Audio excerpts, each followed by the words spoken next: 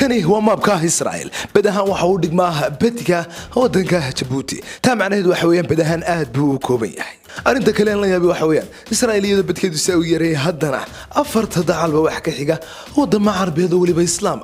إذا أساس جرت عشان يتضبط الصناعي بإسرائيل تهجن تعي ولنا دن هم يسند غاقن تاو حاكم السيد رنبا ما أنت كدم بيسا وحاسكو سيف دنا ساسكو نسي بلارين يسا دول كبر كيسنا إسلام أردن كدحية ولما تاو حوسيد ديل كتشوك تداهي كويسو ولا لهنا رير فلسطين إذا الله قصوا بلعبة الضبط أكتوبر سنة كلا بدي يكون استحلال تنكيا نصور رافني إلا هذا إسرائيل يكون قاتل فلسطينيين تا والرجال يلا بيلا باتنكون يصدح بقول أهورر وحاني سببتي إن أي أبحان كوبي أفرتن كون أو فلسطينيين كل ده وعمان إسرائيل رافيسا لحية سنة عشان كون أوقفي حتى الآن اللي يقول أي هاي بسميها شوين الدقيمة إسرائيل يكون بربريين دتكي دجنا لباتنكون أوقف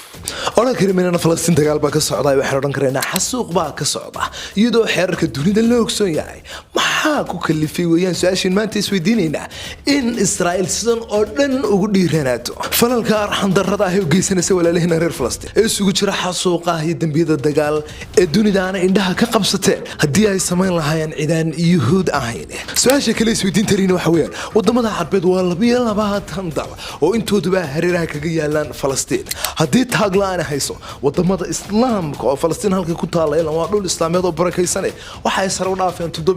7 وطافة الدنيا كلها أفريقيا إيشيا يوروب إنتبه هذا واي بيوجد إلهيهن إسرائيل سبب ما لوجه إلهي هل ضلوا بريرة إنه تجاه قلا إسرائيل يسكن الضيبل إنه حريه بيت المقدس يرى فلسطين انتبه أديكوا كتر سنة وليبة انت رأهان بدأهان يوليبة إذا نهانا أي بقول كيبا أفر بقول أشر كله بلا ميان إذا ما ده وضمده الإسلام كويستان إسرائيل أفر تمرأي كلا الله بس كيف باتوا حموجين وحنا شيء قدرنا عشان قضب كل شهر نروح نقدرنا سبب الرسم جاي كده بيصا إن وضمده الإسلام كتالي كريويان إن أفر تمرأي يهودا سدا كانسر كل حبرنا عالم الإسلامي لتشري كريويان تلو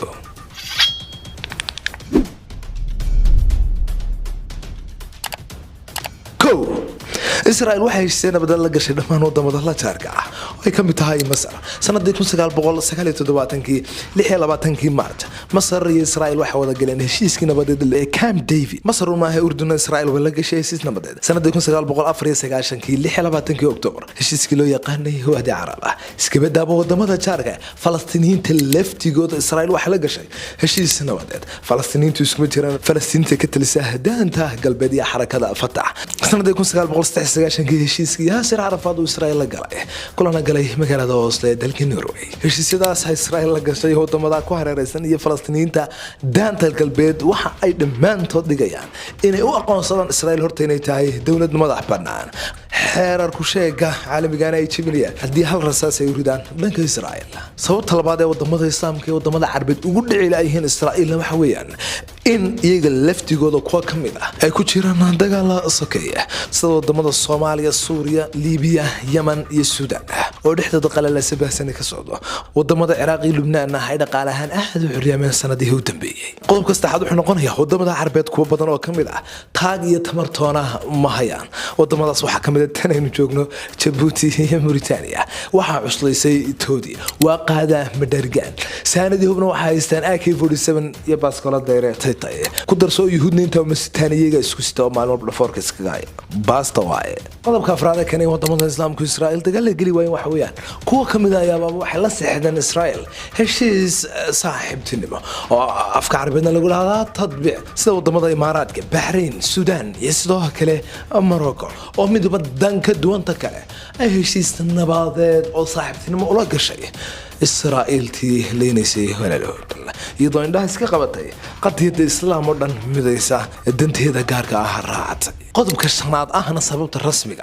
إسرائيل لقي ليه هو ضمن الإسلام كده قال وحويان إن إسرائيل هداي دجال كو قادين معناه هدية إن الدجال كو قادين رجال البيت أمريكاني إنجليز وجهري فرنسي سوري بقى ما دام إسرائيل وتاي أمريكاني رجال البيت صلي قاعدا يميل دن هو دجار كهو فلية لجنه هرتاجي إن الإسلام دي أميدوبا هر وجاري توبي دراه مدحوينه أمريكان كيا هذا مدحلت كيسي دماغي إنه يراضى إسرائيل وندفع difaacinaa jiritaankeeda even haddii aanay jiri lahayna waxaa qasab nagu ahaan lahayd inaan Israa'iil ku dhex abuurno bariga dhexe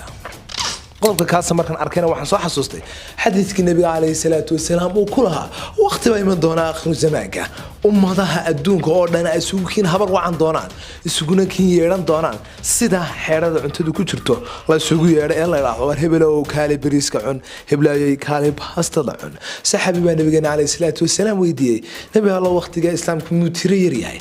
maya buuri ummadda islaamku waqtiga waxa ay tahay ummad aad u tiro badan hase ahaatee tiro badnaantooda waxba tari mayso sida daad xoorto oo kale markii macsiyada iyo koodnimadu badatana ilaahay wax ku ridi doona qulubta dadka islaamka sheeganaya cabsi ay ka cabsanayaan gaalo cabsidii ay gaal islaamka cabsan jirtayna waa laga qaadiyay wax allaale wax haybad ah oo gaal ka haybadaysan islaam habeeratee ma jiro ana tamaanta taagan nabiga calayhi salaatu wasalaam waxa uu sidoo kale xadiidka ku tilmaamay in wahan lagu ridi doono ummadda islaamka saxaabadu markay nabiga weydiisay wahanku waa maxayna xabiibkeena waxa uu tilmaamay in wahanku yahay xub الدنيا وكراهية الموت إنه مدنا يكون عندنا الدنيا تعالي سلوا كله جريد وعاي نعم حقيقة تناصر الرسم جاي كتم بس إن الإسلام كمان تسيدا وتلوبه وهايو هدول من الإسلام كميدوده دجال لا إله جلان غير البلد أمريكا إسرائيل أو إسوتا موح كوين دمشق أي نسوي قاعد لهيد أو الهرباء هنا كحكم أيان حلقة كواكو حتى تمركوا جهريس يا مقال كي قارك تام بيوتيوب كنال كي هاي لازم تسبسكرايب تابط مقال اللي بركم سوي سكر ما هو الكاغ ستة صح كوجو صلاة كنا ورجليا إن فيديو عصبان صادقني أدد ما سنتين السلام عليكم.